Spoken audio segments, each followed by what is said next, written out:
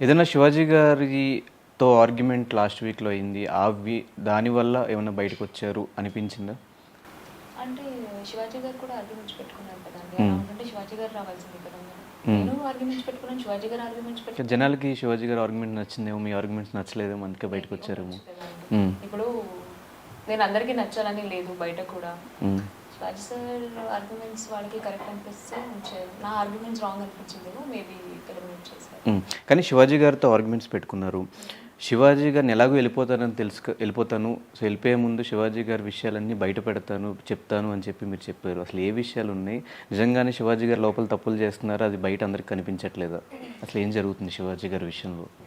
బయట కనిపించట్లేదు అని చెప్పలేనండి. బికాజ్ 1 వీక్ అయితే కనిపించలేదు అనొచ్చు. 2 వీక్స్ అయితే కనిపించలేదు అనొచ్చు. ఇది 14 వీక్స్ కదా అండి. 100% 14 వీక్స్‌లో మీరు జడ్జ్ చేస్తారు కదా! 100% కనిపిస్తుంది.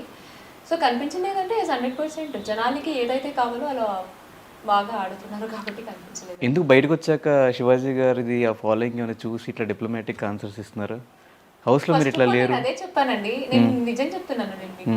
నా ఇప్పటి వరకు నేను నా సోషల్ మీడియా గాని, నా ఇది గాని నేను అసలు తీసుకోలేదు. బట్ మన చుట్టుపక్కల ఉన్న వాళ్ళు చెప్తారు కదా! ఇట్లా జరిగింది, ఇట్లా జరిగిందని చుట్టుపక్కల చెప్తారు ఉన్నవాళ్ళు కదా! చెప్పడానికి ఛాన్స్ ఇవ్వలేదు. నేను బయటకి ఎక్కడికి వెళ్ళలేదు. నా ఫ్యామిలీతోనే నేనున్నాను. హ్మ్. సో, ఏదైనా ఉన్నా నా ఫ్యామిలీ నాకు షేర్ చేస్తారు. ఒకటే అంటున్నారు, మాకు షో అనేది జస్ట్ టెంపరరీ 3 మంత్స్. హ్మ్. నువ్వు కామ్‌గా ఉండు. ముందు ఈ ఎలిమినేషన్ ఏదైతే నేను బయటకొచ్చానో దాని నుంచి ముందు ఓవర్‌కమ్ అవ్వు. తర్వాత ఏదైతే జరిగిందో అన్నీ కూర్చొని మనం ప్రాపర్‌గా చూద్దామన్నారు. మీరు నమ్ముతారా?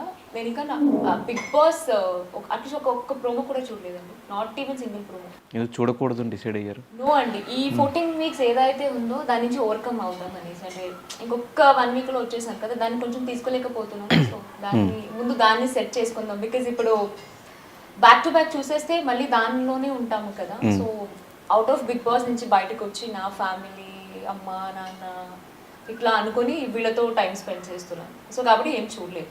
ఆఫ్టర్ ఫినాలే చూడాలి అని అనుకుంటున్నాను.